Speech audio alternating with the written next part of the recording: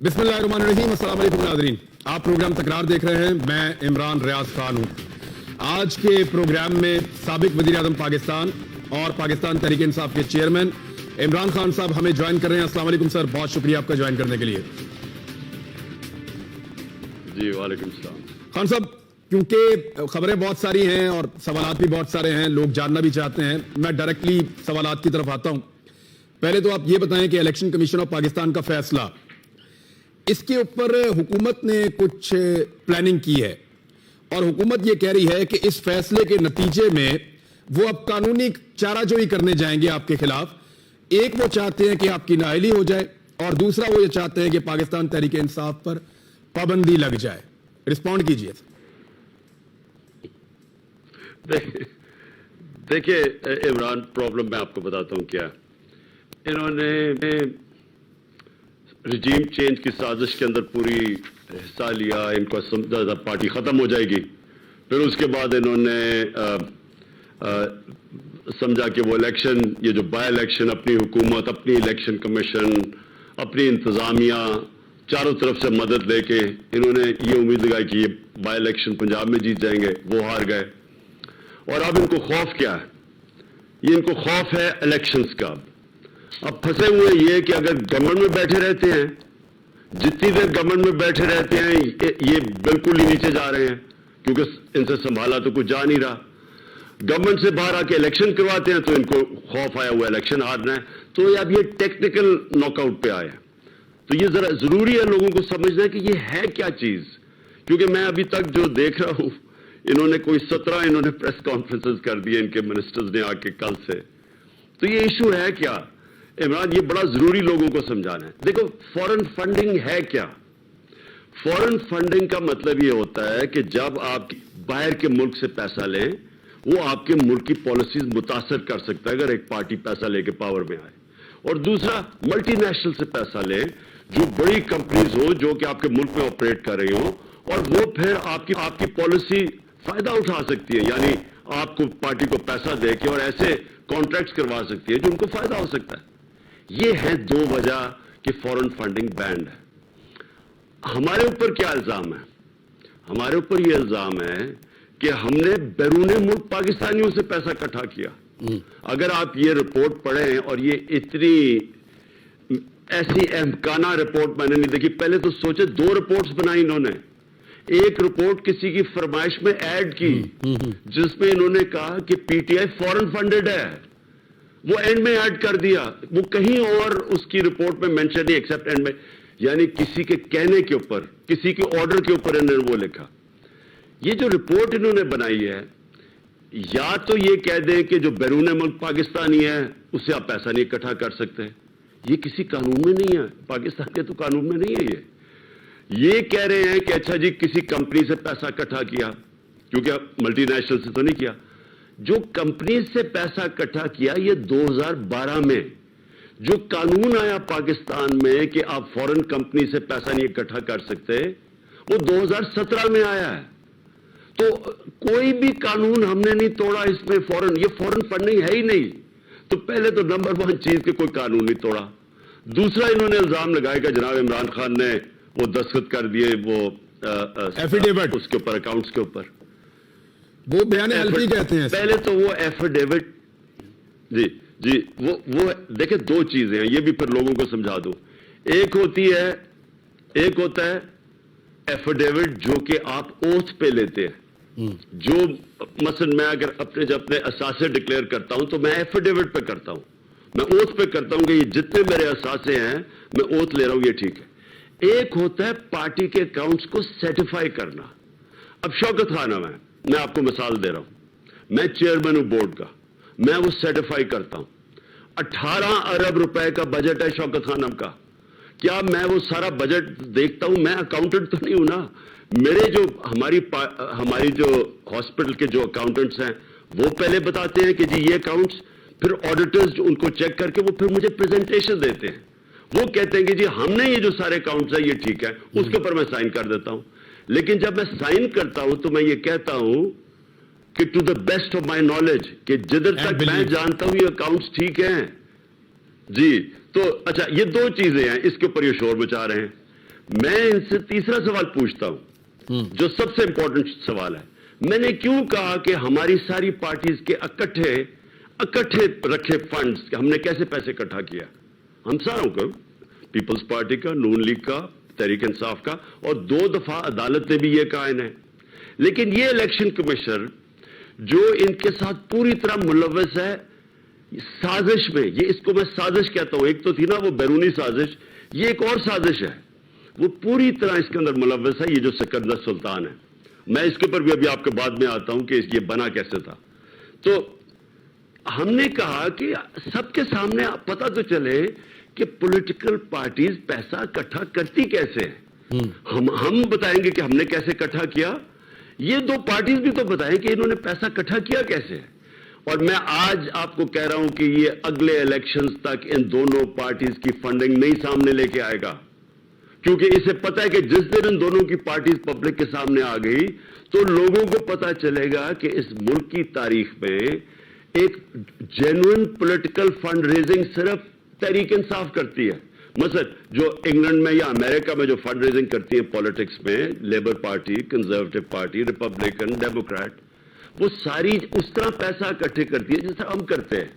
وہ ڈنرز کرتے ہیں، ڈنرز پہ لوگ آتے ہیں، لوگ پیسے دیتے ہیں اور اس سے آپ اپنی پارٹی کو فائنانس کرتے ہیں، اور یا پھر ممبرشپ سے آپ پیسہ اکٹھا کرتے ہیں. یہ جو ہماری بالکل جو انٹرنیشنل سارے طریقے ہیں پیسے اکٹھے کرنے کے، ہم ان کے ساتھ کر رہے ہیں. یہ پارٹیز کیسے پیسہ اکٹھا کرتی ہیں؟ یہ کیا کرتے ہیں، یہ انہوں نے بڑے بڑے وہ سیٹھ پالے ہوئے ہیں. وہ کیا کرتے ہیں کہ ان کے ساتھ پاور میں جب آتے ہیں اکٹھے مل کے پیسہ بناتے ہیں. پرائیویٹائزیشن میں مثلا انہوں نے بڑا پیسہ بنایا، سیٹھوں کو پیسہ بنوایا، اور اس کے بعد اس وقت بھی پیسہ بناتے ہیں. اور جب الیکشن آتے ہیں یہ بڑے بڑے سیٹھوں سے پیسے لیتے ہیں. ان کو کوئی پیسہ دیتا نہیں ہے. ہم جس طرح ہم پبلک سے پیسہ اکٹھا کرتے ہیں، ان کو کون پیسہ دے گا؟ زرداری اور نواز شریف کو کون پیسہ دے گا؟ تو اس لیے یہ جو سکندر سلطان ہے یہ ان کی جو فنڈنگ ہے وہ سامنے نہیں لے کے آ رہا. ہم 5 سال سے لگے ہوئے کہنے کے اکٹھے آئے. اچھا خان صاحب، آپ نے 2 چیزیں کی، میں دونوں آپ کے سامنے رکھتا ہوں. ایک آپ نے کہا کسی کے کہنے پر رپورٹ تبدیل کی. ایک تو یہ بتا دیں کہ کس کے کہنے پر آپ کو آئیڈیا ہے، اور دوسرا سکندر سلطان آپ نے کہا کیسے بنا، میں بتاؤں گا ابھی. بتائیں، دونوں چیزیں بتائیں. دیکھیں پہلے تو میں سکندر سلطان کا بتاتا ہوں بنا کیسے ہوا. یہ ایک بڑا گندا سسٹم بنا ہوا ہے. یہ انہوں نے 18ویں ترمیم میں دونوں پارٹیز نے مل کے بڑی 3 غلط چیزیں کی. کیئر ٹیکر گورنمنٹ بنے گی، ہم دونوں فیصلہ کریں گے. نیب کا ہیڈ کون بنے گا، ہم دونوں فیصلہ کریں گے. اور الیکشن کمیشن کیا ہوگی وہ ہم دونوں فیصلہ کریں گے. اب اس میں آپ کو مسئلہ کیا بتاتا ہوں. اگر تو آپ نے مکہ کرنا ہو جو انہوں نے پچھلے 10 سال میں مکہ کیا تھا، دونوں نے اپنا نیب کا ہیڈ رکھ کے تو ملک کو لوٹا. کوئی پوچھنے والا نہیں تھا. کیسز اپنے بند کروا دیے جو پرانے تھے. کیئر ٹیکر میں یہ آپس میں فیصلہ کر لیتے ہیں. لیکن الیکشن اب یہ کیسے ہو سکتا ہے کہ آپ نے امپائر کھڑے کرنے ہیں الیکشن کے، اور آپ کہیں گے اچھا جی میرے یہ 3 امپائر لے لو اور اپنے 3 لے لو اور اس کے اوپر سمجھوتا کر لو. ایسے بھی کبھی کوئی ہوتا ہے؟ اچھا اب انہوں نے اپنے امپائر دیے، ہم نے اپنے امپائر دیے. نہ ان کو ہمارے منظور تھے، نہ ہمیں ان کے امپائر منظور تھے. وہ ڈیڈ لاک ہو گیا. اب جناب ہم پھنس گئے. وہ مسئلہ تھا کہ اب الیکشن کمیشن کمپلیٹ نہیں ہے. ہم نے نیوٹرلز نے اپروچ کیا ہمیں. انہوں نے کہا کہ دیکھیں یہ پھنس گئے ہیں، ملک آگے چل رہے ہیں. تو ٹھیک بات کی. تو ہم کہتے ہیں کہ ہم آپ کے لیے ایک ایسا کینڈیڈیٹ دے دیتے ہیں جو دونوں اعتراض نہیں کریں گے. انہوں نے اس کا سکندر سلطان کا نام دیا. میں تو اس کو جانتا ہی نہیں تھا. جب اس کا نام آیا اور جب ہم نے کہا چلو ٹھیک ہے اگر ڈیڈ لاک ہوا ہے تو آپ دے رہے کوئی نیوٹرل آدمی کا نام، تو میں نے کہا کہ ٹھیک ہے. جیسے اس کا نام آیا تو لوگوں نے شور مچا دیے. تو انہوں نے کہا یہ تو نون لیگ کا گھر کا آدمی ہے. میں نے نیوٹرلز کو بتایا. میں نے کہا آپ نے کہا تھا یہ نیوٹرل ہے، یہ تو گھر کا آدمی ہے. انہوں نے کہا ہم گارنٹی لیتے ہیں اس کی کہ یہ نیوٹرل رہے گا. تو گارنٹی کی طرح اس لیے اتنی بڑی ہم نے حماقت کی کہ ہم نے مان کے اس کا آدمی کو رکھ لیا. اس نے پہلے دن سے جو اس نے ہمارے خلاف فیصلے دینے شروع کیے ہیں، آپ یہ سوچے کہ اس نے 8 فیصلے دیے ہمارے خلاف. وہ 8 دفعہ ہم گئے عدالت میں اور عدالت نے اوور ٹرن کیے ان کے فیصلے. مطلب کہ عدالت نے اوور رول اس لیے کیے کہ اس کے فیصلے غلط تھے ہمارے خلاف. جو سب سے زیادہ ظلم کیا نا عمران اس نے 2.5 سال سے ہم لگے ہوئے ہیں ای وی ایم مشینز کا. ای وی ایم مشین ہندوستان میں بھی ہے, ایران میں بھی ہے. ای وی ایم مشین سے ہوتا کیا ہے, دھاندلی کرنا مشکل ہو جاتا ہے, کیونکہ جو پٹن ہے ایک این جی او ہے, اس کی رپورٹ آئی ہے ابھی. یہ جو این جی او الیکشنز کے اوپر یہ تبصرے کرتا ہے, سرویز کرتا ہے, اس رپورٹ کے مطابق 163 طریقے سے دھاندلی ہوتی ہے پاکستان میں. اور اگر آپ ای وی ایم مشین لے آئیں تو 130 ختم ہو جاتے ہیں دھاندلی کرنے کے طریقے. اس آدمی نے نہیں آنے دیا, اس کا کام بھی نہیں تھا. ہر جگہ اس نے اپوز کیا اور ان دونوں پارٹیز نے اپوز کیا. اور اس کی وجہ یہ ہے کہ یہ ایکسپرٹس بن گئے دھاندلی کے. یہ جو ہم الیکشن جیتے ہیں بائی الیکشن, نیوٹرل چاہتے ہیں ای وی ایم آئے, نیوٹرل چاہتے تھے ای وی ایم آئے, نیوٹرلز. دیکھیں انہوں نے تو کہا کچھ نہیں, لیکن یہ جو آدمی تھا, اس آدمی نے ایک ایجنڈا کے اوپر ای وی ایم مشینز آنے نہیں دیں, اور اس نے ان 2 پارٹیز کا ساتھ دیا جو صرف وہ ایکسپرٹس ہیں دھاندلی کے. ہم نے یہ جو بائی الیکشن جیتے ہیں, ہمیں 1-2 ہفتے سے تیاری کر رہے تھے ان کی دھاندلی روکنے کے لیے, اس کے باوجود نہیں روک سکے. پھر بھی انہوں نے ووٹیں ڈلوائے, پھر بھی ہار گئے. کس کے کہنے پہ یہ ڈرے ہوئے ہیں, اور اس لیے ان کو یہ رپورٹ کے اندر جو اضافی پیراگراف ڈالا, یہ کس نے دیکھیں یہ جو پیراگراف ڈالا ہے, اور اسی کے اوپر سپریم جوڈیشل کاؤنسل اس کے اوپر ایکشن لینا چاہیے اس آدمی کے اوپر. اور اچھا, اس کا ایک اور ممبر بھی میں آپ کو بتا دوں اس الیکشن کمیشن کا. دیکھیں وہ آدمی وہ 2 جگہ سے تنخواہیں لے رہا ہے. وہ ایک تو لے رہا ہے الیکشن کمیشن سے, اور بڑی تنخواہ ملتی ہے. یہ سندھ کا جو ان کا الیکشن کمیشن ہے, مجھے اس کا نام نہیں پتا, لیکن دوسرا وہ سندھ حکومت سے بھی تنخواہ لے رہا ہے. یونیورسٹی میں سندھ حکومت کا وہ امپلائی ہے, یونیورسٹی میں وہ پیسے لے رہا ہے. ہم نے اس کا سپریم جوڈیشل کاؤنسل میں اس کا کیس رکھا ہوا ہے. میری اپنی ججز صاحبان سے بڑی ریکویسٹ ہے کہ یہ اتنا امپورٹنٹ ہے الیکشن کمیشن, جمہوریت نہیں چل سکتی آزاد الیکشن سے. تو یہ کیسا آدمی ہے جو 2 جگہ سے تنخواہیں لے رہا ہے, اور یہ ہے الیکشن کمیشن بنی ہوئی. اس کے اوپر ہم جس طرح میں نے کہا سپریم جوڈیشل کاؤنسل میں گئے ہوئے 3 مہینے سے, اس کا کیس نہیں سنا جا رہا. تو یہ ہے الیکشن کمیشن. یہ الیکشن کمیشن بالکل متنازع ہے. اس کے اوپر ہمیں 2 اسمبلیز نے, پختونخوا اور پنجاب کی اسمبلیز نے ریزولوشن پاس کی ہے اس کے اگینسٹ, اس آدمی کے اگینسٹ. جی اچھا خان صاحب, مجھے یہ بتائیں کہ جی لوگوں نے تیا پہنچا کر دیا اس فیصلے کا. جن لوگوں کے نام آئے ہیں, ہر 2 منٹ بعد ایک نئی ویڈیو آ جاتی ہے کہ جی میں تو پاکستانی ہوں اور یہ میری فنڈنگ ہے اور میں نے ایسے پی ٹی آئی کو کی ہے, آپ مجھے کیسے کسی غیر ملکی کے کھاتے میں ڈال سکتے ہیں. ایک میاں بیوی ہیں تو وہ دونوں کے پیسے آدھے کر کے جوائنٹ اکاؤنٹ ہے, تو بیوی کے حرام کر دیے اور میاں کے حلال کر دیے. اب یہ جو پوسٹ مارٹم ہو رہا ہے, آپ اس فیصلے کے خلاف آپ اس کو اس قابل سمجھتے ہیں فیصلے کو کہ آپ عدالت میں جائیں, یا پھر آپ اس کے اوپر کوئی وائٹ پیپر شائع کریں؟ ہم جی بالکل اس کے اوپر اب تیاری کر رہے ہیں.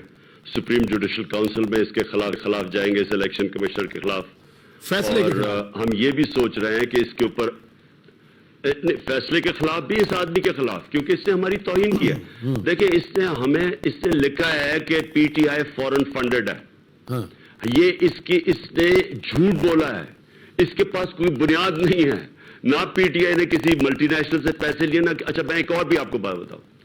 میں جب 2012 میں ہماری پارٹی اٹھنے لگی تو 2 فورن حکومتوں نے مجھے پیسے آفر کیے, اور دونوں, اور شاہ محمود میرا گواہ ہے جب میرے ساتھ بیٹھا تھا, جب ایک فورن حکومت نے پیسے آفر کیے اور انہوں نے کہا کہ پہلے ہم فلانے آپ کی ملک کی پارٹی کو پیسے دیتے ہیں, تو ان دونوں میں سے ایک پارٹی تھی. اب ہم نے فیصلہ کیا آپ کو پیسے دینے کا. جب میں نے اس سے کہا کہ ہم یہ بالکل غیر آئینی ہے اور غیر قانونی ہے, ہم آپ کے پیسے نہیں لیتے, جب انشاءاللہ ہم پاور میں آئیں پیسے انویسٹ کریں پاکستان میں. یہ سمجھ جائیں کہ یہ پیسے, جب اس لیے میں کہتا ہوں پتہ تو چلوا ہو کہ ان کے پیسے آتے کدھر سے. مولانا فضل الرحمان کا جنرل پاشا نے پارلیمنٹ کے اندر کھڑے ہو کے کہا کہ لیبیا سے پیسے آتے ہیں اس کے پاس. وہ بڑے آج تک منہ بنا کے بڑا معتبر بن کے باتیں کر رہے فضل الرحمان. اس نے پارلیمنٹ میں سارے ارکان اسمبلی کے سامنے کہا کہ یہ لیبیا سے پیسے لیتا ہے. میں اس لیے کہہ رہا ہوں عمران, اس قوم کو پتا تو چلے کہ پولیٹیکل فنڈ ریزنگ ہے کہ یہ پیسے اکٹھے کیسے کرتے ہیں, یہ کدھر سے آتا ہے ان کو پیسہ.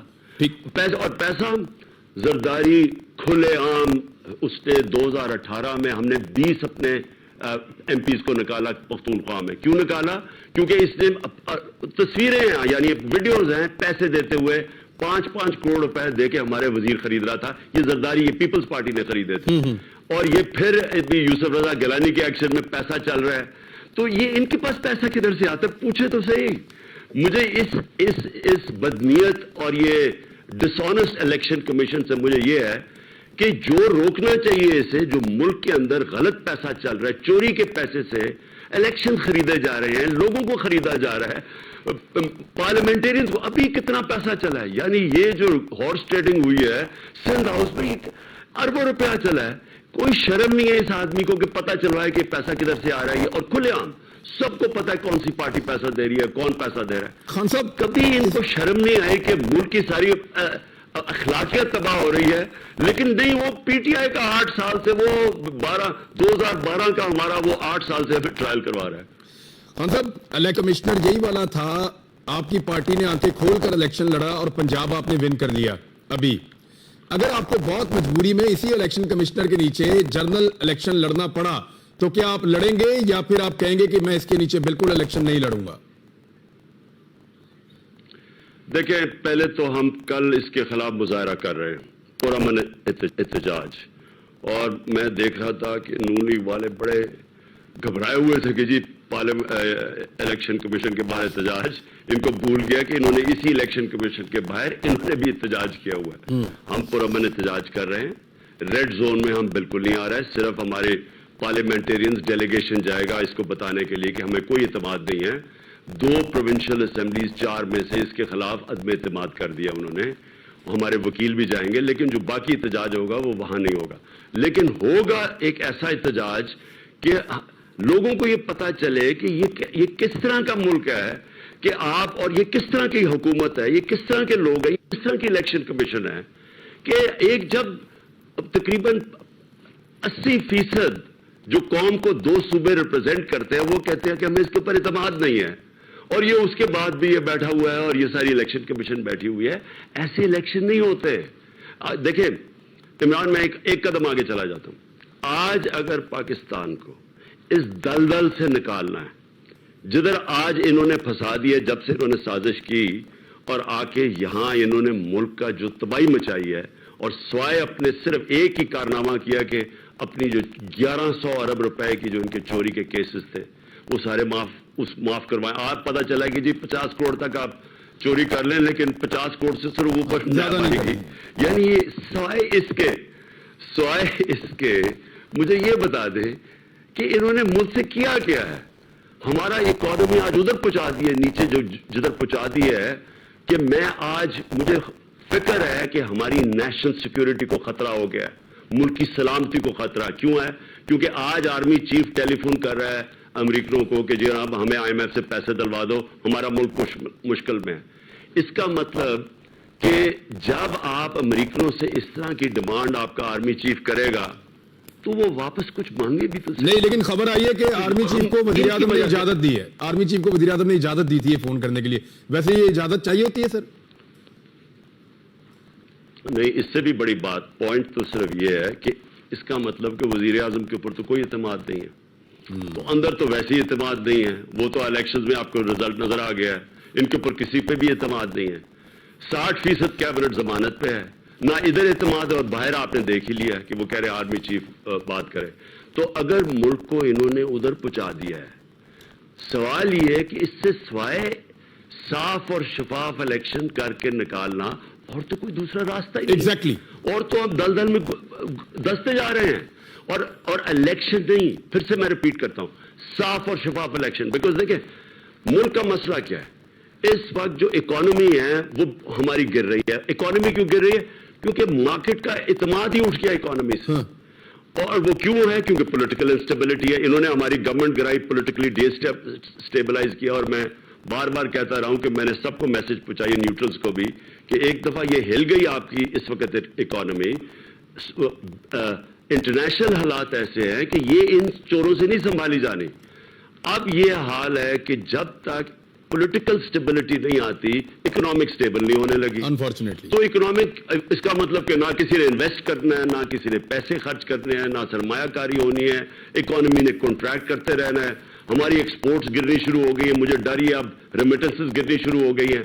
اس کا مطلب کہ پاکستان تو کنٹریکٹ کرتے کرتے اور ہمیں زیادہ قرضے لینے پڑیں گے, کیونکہ ہماری جب ہمارے ڈالر ملک میں کم آنے شروع ہو جائیں گے کہ ریمیٹنس بھی کم اور ایکسپورٹس بھی کم, اور اگر یہ انڈسٹری نے بھی بند ہونا شروع ہو گیا تو ہم تو عذاب میں پھنس رہے ہیں. صرف ایک ہی طریقہ ہے کہ کانفیڈنس لانے کے لیے بزنس کا, اور وہ ہے صاف اور شفاف الیکشن, تاکہ 5 سال کے لیے ایک سٹیبل گورنمنٹ آئے. ٹھیک. اب یہی راستہ ہے, اس کے علاوہ کوئی راستہ نہیں ہے. خان صاحب ایک چھوٹا سا بریک لے کے واپس آ رہا ہوں میں. آپ نے 6 سے 8 ہفتے میں اشارہ دیا تھا, کیوں اور نگران حکومت کتنا عرصہ چل سکتی ہے؟ بریک کے بعد بات کرتے ہیں, امپورٹنٹ ہے. کوئک بریک ابھی آ رہے ہیں.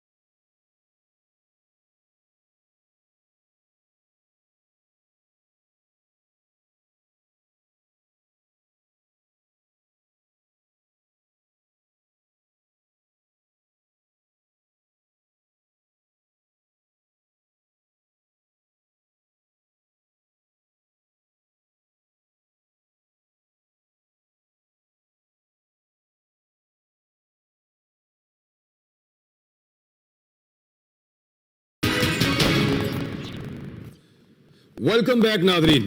पाकिस्तान तहरीक इंसाफ के चेयरमैन इमरान खान साहब से हमारी बातचीत हो रही है। खान साहब, 29 नवंबर पाकिस्तान की तारीख का अहम तरीन दिन होगा इस साल में, क्योंकि पाकिस्तान का जो सबसे इंपॉर्टेंट जो तैनाती होती है या सबसे अहम काम पाकिस्तान में जो होना होता है वो आर्मी चीफ की तैनाती होती है। ये हम सारे माने या ना माने, सबसे अहम चीज पाकिस्तान में यही होती है और इसी चीज के ऊपर सबकी नजरें होती हैं। अब अगर आपने जो 6 से 8 हफ्ते में कहा है कि इलेक्शन अनाउंस हो सकते हैं, तो फिर तो निगरान हुकूमत होगी 29 नवंबर को। तो आपके ख्याल में आर्मी चीफ की तैनाती निगरान हुकूमत में हो सकती है, या नई हुकूमत आर्मी चीफ को तैनात करेगी, या ये वाली हुकूमत आर्मी चीफ को तैनात करने के बाद क्या आपके दिमाग में मैप, क्या आपके दिमाग में? देखिए इमरान, मेरे ज़हन में तो ये है कि पाकिस्तान की बेहतरी किस में है। क्या पाकिस्तान की भी बेहतरी इसमें है कि हम आर्मी चीफ की अपॉइंटमेंट के ऊपर सारे मुल्क को होल्ड पे रखते हैं और मुल्क उधर चला जाए जिधर किसी के भी हाथ में बचाने के लिए रह जाए?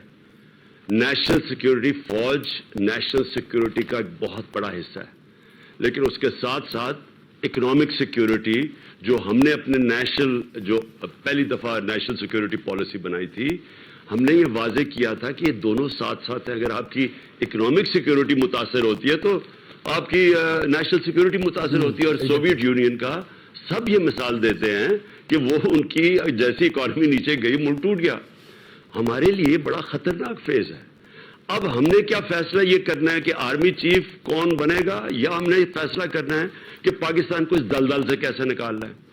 मेरे ख्याल में सबसे इंपॉर्टेंट चीज इस वक्त पाकिस्तान है और हमें हर कोशिश करनी चाहिए कि ये और उधर ना पहुंच जाए जिधर मैं कहता हूं सबके हाथ से निकल जाएगा। नहीं खान साहब, देखें इसमें अब सबकी नजरें तो वहीं पे है ना, सवाल फिर वही आ जाता है, आप फिर कब तक, या तो 15 अगस्त तक या 20 अगस्त तक इलेक्शन अनाउंस हो जाए, नई हुकूमत आए, आकर आर्मी चीफ तैनात करे, या फिर ये वाली हुकूमत तैनात करे और उसके बाद फिर निगरान हुकूमत बने और फिर इलेक्शन जाके जनवरी फरवरी में हो। अब यानी यही दो ऑप्शन है ना, निगरान हुकूमत कैसे तैनाती कर सकती है?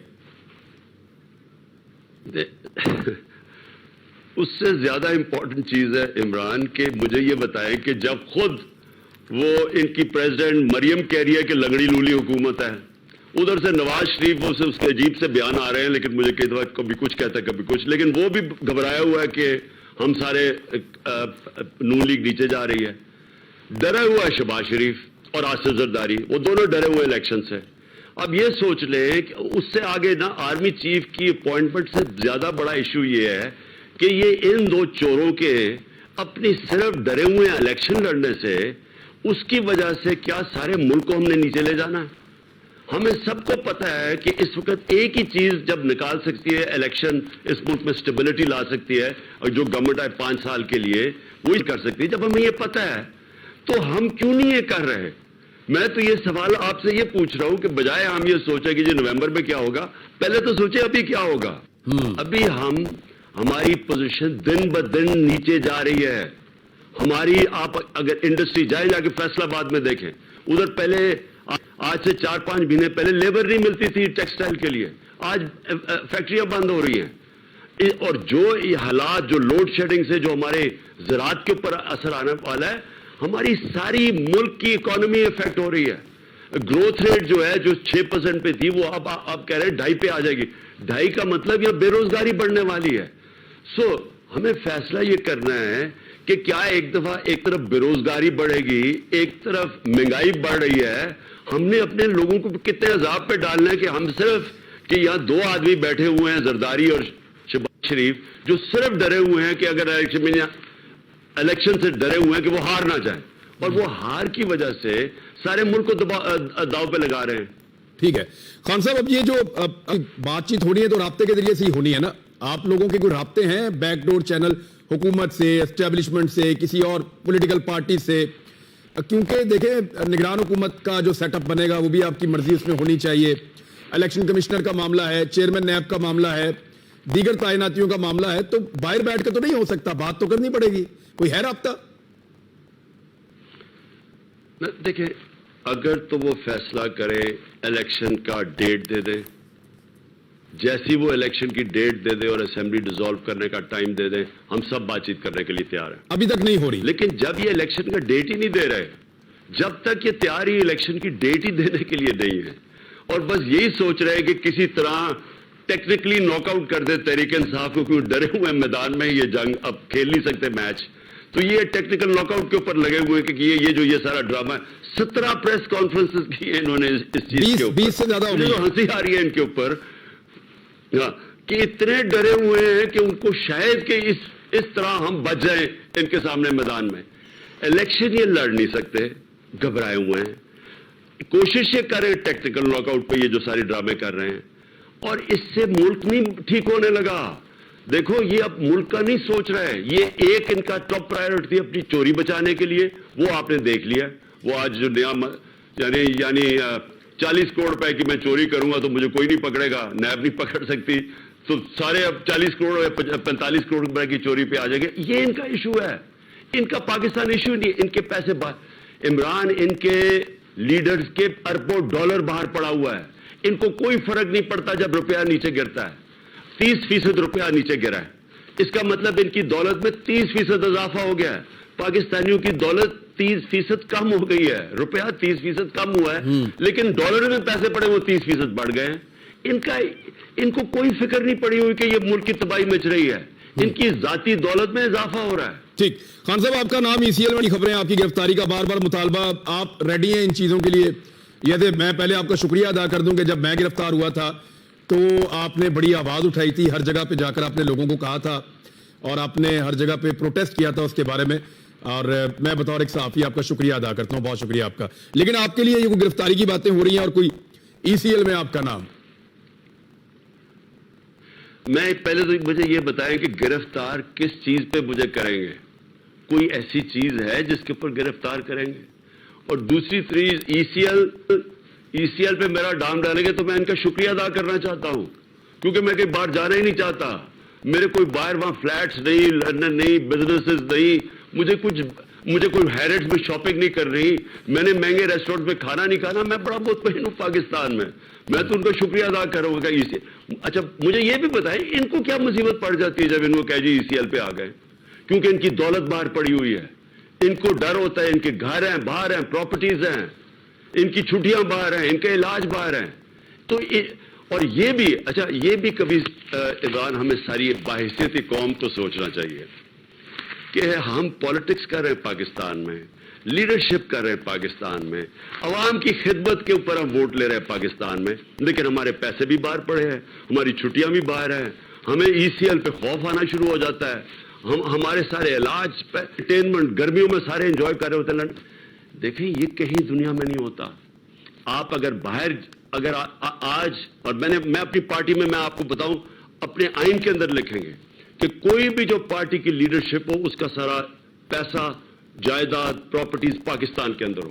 اگر آپ کے ملک سے باہر ہیں تو اس کے تین یا آپ چوری کا پیسہ باہر, کیونکہ جب آپ چوری کرتے ہیں زیادہ تو آپ پیسہ ملک میں تو رکھ نہیں سکتے, آپ کو باہر بھجوانا پڑتا ہے, تو یا چوری کا پیسہ, یا آپ ٹیکس چوری کرنا چاہتے ہیں وہ چھپانے کے لیے باہر بھیج دیتے ہیں, اور یا پھر آپ کو اعتماد ہی نہیں ہے پاکستان پہ. آپ کو یہ خوف ہے کہ یہ جناب پاکستان کسی ٹائم پہ بھی ڈوب جائے گا, اس لیے میں اپنے پیسے باہر بھیجاؤں. جو تین بھی جو کوالٹیز ہیں آپ ڈسکوالیفائی ہو جاتے ہیں ملک کی لیڈرشپ. ایگزیکٹلی. اگر آپ کرپٹ ہیں یا ٹیکس کی چوری کر رہے ہیں یا آپ کو فکر ہے کہ جی اگر پاکستان نیچے گیا تو میرا پاس باہر پیسے ہونے چاہیے, اس کا مطلب آپ کو لیڈرشپ ہی نہیں کرنی چاہیے پاکستان کی. نواز شریف صاحب کی واپسی کی خبریں ہیں خان صاحب, کیا گورنمنٹ آف پنجاب کیونکہ اب آپ کے پاس ہے تو آپ کوئی ان کو سپورٹ فراہم کریں گے, میاں صاحب کو سہولیات دیں گے پہلے کی طرح؟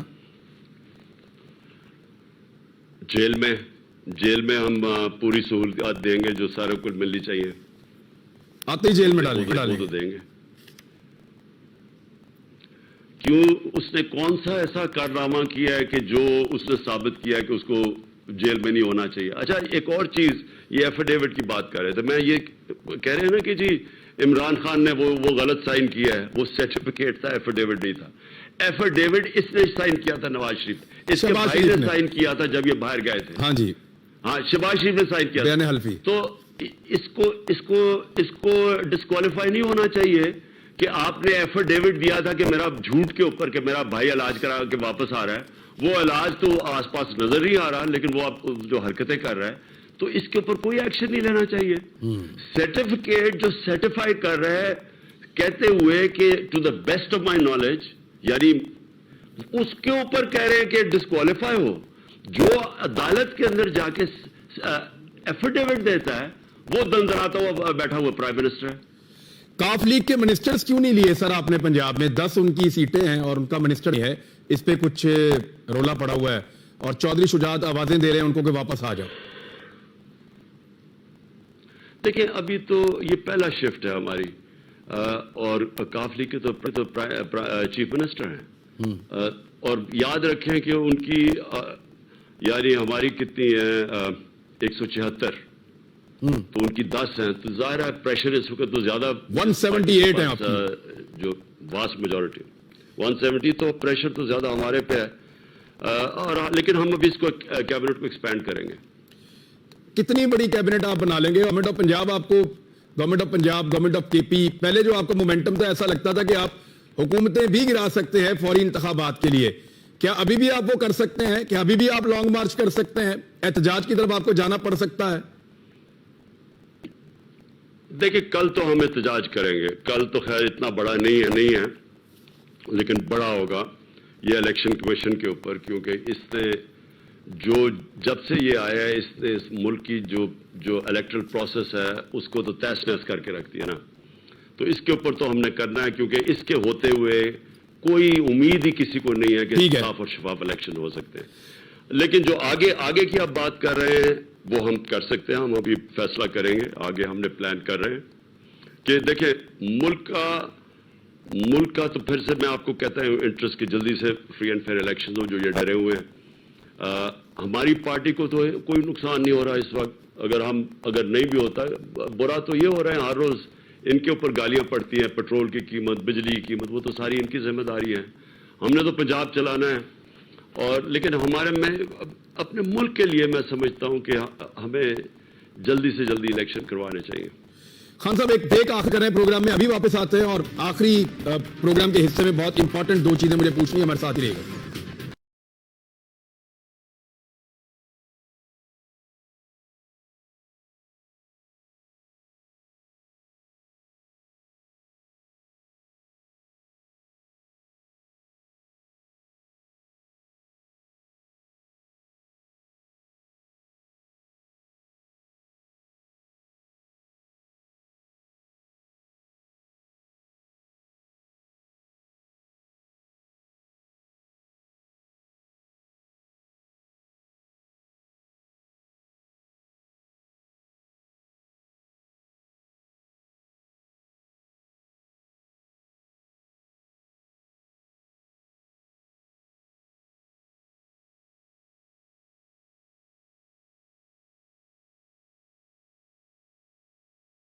ویلکم بیک ناظرین. پاکستان تحریک انصاف کے چیئرمین عمران خان صاحب سے ہم بات کر رہے ہیں، سابق وزیر اعظم پاکستان.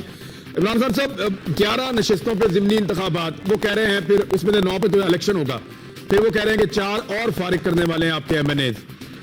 آپ ان انتخابات میں حصہ لینے کا سوچ رہے ہیں یا آپ کو لگتا ہے اس سے پہلے ہی عام انتخابات کی اناؤنسمنٹ ہو جائے گی؟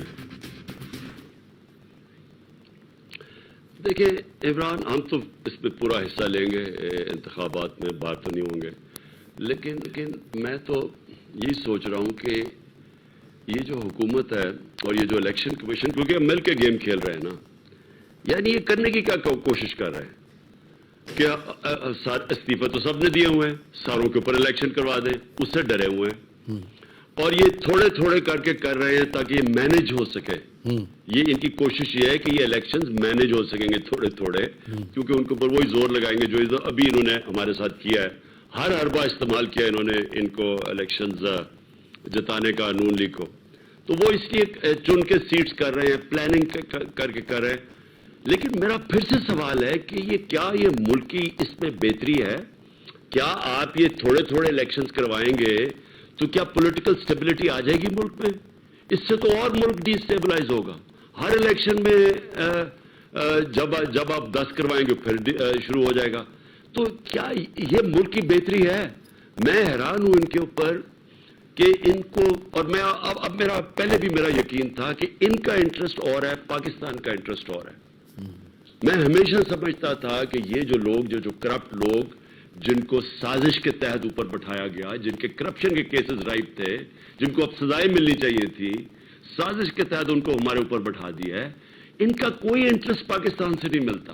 پیسے ان کے زیادہ باہر پڑے ہیں, زیادہ تر ان کی دولت باہر ہے. یہاں جو آپ دیکھتے ہیں یہاں بھی اربوں پتی ہے, کم دولت ہے یہاں. یہ صرف اور صرف ان کا انٹرسٹ یہ ہے کہ اب ہم نے یہ پیسہ بچانا کیسے ہے.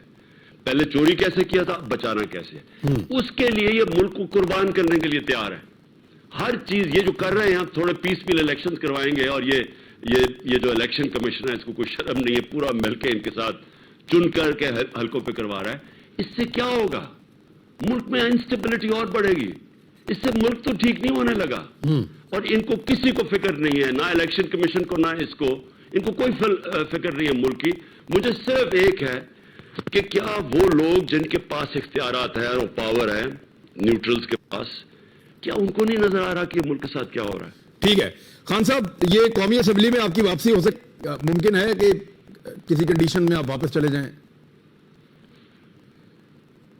کیوں واپس جائیں گے ہم, جب ہمیں پتہ ہے کہ ایک سازش کے تحت یہ ہمارے اوپر مسلط کیے گئے ہیں.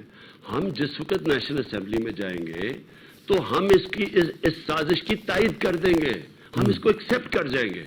ٹھیک ہے, کسی صورت اسمبلی میں نہیں جائیں گے. صرف اگر یہ ڈیٹ دے الیکشن کی, اسمبلیز کب ڈیزالو کی جائیں گی, اس کے بعد ہم بات چیت کرنے کے لیے تیار ہیں. آپ کی حکومت کو رجیم چینج آپریشن کے نتیجے میں گرایا گیا تھا, اور اس کے کچھ بیرونی اور اندرونی دونوں طرح کے سہولت کار موجود تھے. بہت سارے ایسے محرکات تھے جن کا آپ کو پتا ہے. خان صاحب, جو بیرونی سازش کی گئی تھی تو لازمی طور پر بیرونی طاقتوں نے ایک نئی حکومت اگر پاکستان میں بنائی ہے رجیم چینج کے نتیجے میں, تو انہوں نے کچھ تو ان سے حاصل کیا ہوگا, کچھ آپ سے ڈیمانڈ رہی ہوگی جو آپ نہیں مان رہے تھے اور ان سے ان کو منوانی ہے. آپ کو کچھ ابھی تک سمجھ آئی ہے کہ کچھ انہوں نے منوا لیا, کوئی بات ان کی چل گئی, یا وہ جو آپ نہیں مان رہے تھے وہ رجیم چینج کے بعد ہو گیا؟ سب سے پہلی چیز تو روس. اب روس سے جو ہم نے معاہدے کرنے کی شروع کر دیے تھے کرنے, تیل کے اوپر, گندم کے اوپر اور گیس کے اوپر, وہ سارا رک گیا ہے. ہندوستان 40% کم قیمت پہ روس سے تیل امپورٹ کر رہی ہے, 40% کم. اور پاکستان, انہوں نے ایک پہلے سٹیٹمنٹ دیجیے کہ روس ہمارے ساتھ آگے بات کرے, تو انہوں نے تو ان کو تو کوئی انٹرسٹ تھا ہی نہیں, کیونکہ ڈرے ہوئے امریکنوں سے. تو پہلی تو وہ بات ہوگی, کیونکہ امریکہ پریشر ڈالنا چاہتا ہے روس کے اوپر. میرا یہ خیال تھا کہ ہماری جنگ ہے ہی نہیں. ٹھیک ہے, ہمیں اپنے لوگوں کا دھیان رکھنا چاہیے جس طرح ہندوستان کر رہی ہے. ہمیں ہمارا 10 کروڑ لوگ یا غربت کی لکیر کے اوپر ہے یا نیچے ہے, ہماری پرائیورٹی وہ ہے. ہندوستان نے امریکہ کو یہ کہا, ان کا اسٹریٹجک ایلائی ہوتے ہوئے اس نے کہا کہ ہمیں سب سے پہلے اپنے لوگوں کا خیال رکھنا ہے, تو وہ تو منگوا رہا ہے ان سے تیل. تو ایک تو وہ ہو گیا. دوسرا, مجھے اب پتہ نہیں کہ پاکستان کے اوپر سے یہ جو ڈرون اٹیک ہوا ہے افغانستان میں, پتہ نہیں یہ پاکستان کے اوپر سے ہوا یا نہیں ہوا. لیکن میں آپ کو ایک بات بتا دوں کہ یہ ہمیں سمجھ جانا چاہیے کہ یہ پہلی دفعہ جب سے یہ رجیم چینج ہوئی ہے, چاہے آپ اس حکومت کو, طالبان کو پسند کریں یا نہ کریں, لیکن یہ کم از کم پاکستان کے خلاف حکومت نہیں ہے طالبان کی. جبکہ جو پچھلی حکومتیں تھیں, غنی حکومت, وہ سارا وقت ہمیں ذمہ دار ٹھہراتی تھی افغانستان میں. جب وہ فیل ہو رہے تھے افغانستان میں تو پاکستان کے اوپر ساری انگلیاں اٹھاتی تھی. انہوں نے ہماری بڑی بدنامی کی, اور وہ ہندوستان کے بڑا قریب تھے. یہ جو حکومت ہے, یہ وہ حکومت ہے کہ جو پرو, ہمارے زیادہ پرو ہے بنسبت ہندوستان کے. اور اس لیے ہمیں کوئی ایسی چیز نہیں کرنی چاہیے جس سے ہمارے تعلقات ان سے خراب ہو جائیں. اب اگر ہم ان کو اسپیس دیتے ہیں اور وہ ہمارے اوپر سے جا کے امریکہ اگر وہ ڈرون اٹیک کرتا ہے افغانستان میں, تو ہمارے تعلقات ان سے خراب ہوں گے. اس کے پھر اثرات آئیں گے سارے ہمارے قبائلی علاقے کے اندر. کیا ہمارے ملک کے جو موجودہ حالات ہیں, کیا ہم چاہتے ہیں کہ ہم کسی کی اور جنگ میں شامل ہو جائیں؟ دیکھیں, ہم نے پہلے امریکہ کا ساتھ دیا سوویت یونین کے اگینسٹ افغانستان میں, وہ جب چلے گئے تو آپ کو پتا کہ پاکستان میں 50 لاکھ ریفیوجیز آ گئے, کلیشنکوفز آ گئی, سیکٹیرین ملٹرزم آ گئی. آپ کو پتا ہے کہ اس کا سارا بوجھ پاکستان نے اٹھایا, ہمیں چھوڑ کے چلے گئے. دوسری دفعہ ہم نے ان کا ساتھ دیا, 80,000 پاکستانی مارے گئے. ہم نے ساتھ کدھر دیا, وہاں 2,500 امریکی مارے گئے ہوں گے ٹوئن ٹاورز میں, نیو یارک میں. ان کا ساتھ دیتے دیتے 80,000 اپنے لوگ مروا لیے, 35 لاکھ لوگوں کی نقل مکانی, 400 ڈرون اٹیکس کروا دیے, اور اس کے بعد برا بھلا بھی ہمیں کہا گیا.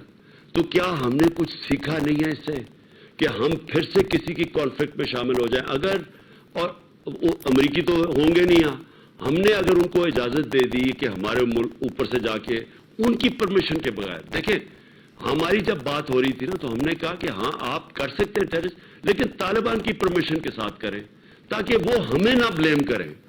اگر ہم ان کو اجازت دے دیں اور وہ طالبان ادھر جس طرح انہوں نے اس کی مذمت کی ہے اور وہ ہمیں بلیم کرنا شروع کر دیں, ہمارے تعلقات خراب ہو سکتے ہیں. تھوڑی دیر ہمیشہ فائدہ ہوتا ہے. سوویت یونین جب ہم نے ان کی مدد کی سوویت یونین کے خلاف افغانستان میں امریکیوں کی, تھوڑی دیر فائدہ ہوا. جب دوسری دفعہ ہم نے مشرف کے دور میں مدد کی, تھوڑی دیر فائدہ ہوا, لیکن آخر میں نقصان زیادہ ہوا. تو ہم ابھی بھی سوچ لیں کہ ہاں شاید IMF سے پیسے بھی مل جائیں گے, تھوڑا روپیہ بھی مضبوط ہو جائے گا, لیکن کیا یہ پاکستان کے لانگ ٹرم انٹرسٹ میں ہے؟ جی عمران خان صاحب, آخری سوال میرا آپ سے یہ ہے کہ کیا اس سال پاکستان میں عام انتخابات ہو جائیں گے 2022 میں؟ عمران, پاکستان کے لیے, اپنے ملک کی بہتری کے لیے, اپنے ملک کے فیوچر کے لیے, اسٹیبلٹی کے لیے, معیشت کو بہتر کرنے کے لیے, کیونکہ معیشت بہتر تب ہوگی جب آپ کی پولیٹیکل اسٹیبلٹی آئے گی, اس کے لیے میں سمجھتا ہوں کہ بڑی فوری طور پہ ہونا چاہیے. لیکن جو میں یہ دیکھ رہا ہوں اس وقت, یہ جو حکومت ہے, مجھے اس وقت ان کی حرکت سے نہیں لگ رہا کہ یہ چاہتے ہیں الیکشنز. نہیں, آپ بھی تو ہیں نا سر, یہاں پہ پبلک پریشر بھی ہے, لانگ مارچ بھی ہو سکتا ہے. کیا اکتوبر نومبر کی جو خبریں آتی ہیں وہ ان میں کوئی صداقت ہے یا بس صرف ہوا میں آتی ہیں؟ دیکھیں عمران, ہم دیکھ رہے ہیں, ہم ایک پولیٹیکل پارٹی ہے, ہمارے پاس اللہ کے کرم سے سب سے زیادہ اس وقت اسٹریٹ پاور ہے. ہم دیکھ رہے ہیں کہ ملک کی یہ اگر اسی طرح ہی ملک نیچے جا رہا ہے اور یہ اپنی چوری بچانے کے لیے اور الیکشن سے ڈر کے یہ اس طرح کی حرکتیں کریں گے جس طرح انہوں نے ایک فکس میچ کھیلا ہے الیکشن کمیشن کے ساتھ مل کے, اگر یہ یہی کریں گے تو اینڈ میں پھر ہم سڑکوں پہ آئیں گے اور کیا کریں گے. ہمارا پرامن احتجاج کرنا ہمارا رائٹ ہے. اور آپ یہ یاد رکھ لیں کہ اس وقت دنیا یہ پریڈکٹ کر رہی ہے, آپ باہر کے جو اکانومی کے اوپر تجزیہ کرتے ہیں بڑی بڑی میگزینز یا یہ جو کریڈٹ ریٹنگز ہیں ساری, وہ ساری اس وقت پاکستان کی نیچے جا رہی ہیں, اور وہ سارے دیکھ رہے ہیں کہ چوتھے نمبر پہ دنیا میں پاکستان آ گیا جو ملک ڈیفالٹ کرنے جا رہا ہے, دیوالیہ نکلنے جا رہا ہے. تو اگر اسی طرح یہ کچھ کریں گے بھی نہیں اور ملک بھی نیچے جا رہا ہے تو پھر ہم ایک پولیٹیکل پارٹی عوام کے پاس نکلے گی. ٹھیک, تھینک یو ویری مچ سر, بہت شکریہ. عمران خان صاحب ہمارے ساتھ بات کر رہے تھے, پاکستان تحریک انصاف کے چیئرمین. ناظرین اب تک کے لیے اتنے, اپنا خیال رکھیے گا, اگلے ہفتے ملاقات ہوتی ہے. اللہ حافظ.